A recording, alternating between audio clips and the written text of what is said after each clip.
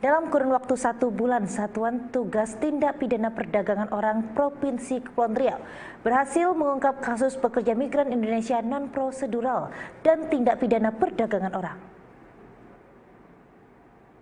Sebanyak 52 orang ditetapkan sebagai tersangka dari 31 kasus.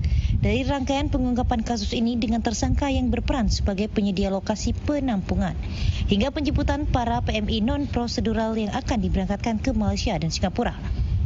Satgas TPPO Polda Kepri menyelamatkan 130 orang PMI non-prosedural dari 31 kasus tindak pidana perdagangan yang dilakukan jajaran Polresta Barelang, Kota Batam, Direktorat Kriminal Umum serta Dil Pol Airut Polda Kepri.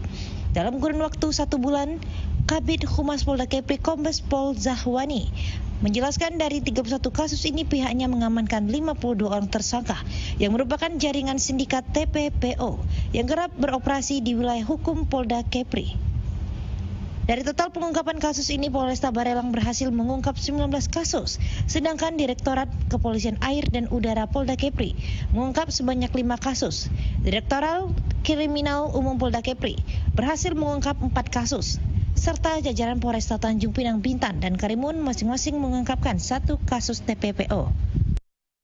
Pidana perdagangan orang dengan perincian sebagai berikut, yaitu yang pertama adalah dari Polresta Barelang itu sebanyak 19 kasus, kemudian dari Direktorat Polisi Perairan dan Udara Polda Kepri itu adalah 5 kasus, kemudian dari Direktorat Reserse Kriminal Umum Polda Kepri adalah 4 kasus, dan Polresta Tanjung Pinang itu sebanyak 1 kasus, kemudian dari Polres Bintan 1 kasus, dan terakhir Polres Tanjung Balik Karimun, itu 1 kasus. Jadi totalnya ada 31 kasus ya. Tersangka. Dan berapa orang, Pak? Tersangka jadi telah menyelamatkan ya lebih dari 130 korban dan mengamankan sebanyak 52 orang tersangka tidak pidana perdagangan orang. Jadi kami telah mengamankan sekitar 52 tersangka terhadap pelaku tindak pidana perdagangan orang dan mengamankan atau menyelamatkan lebih dari 130 orang atau 10 korban.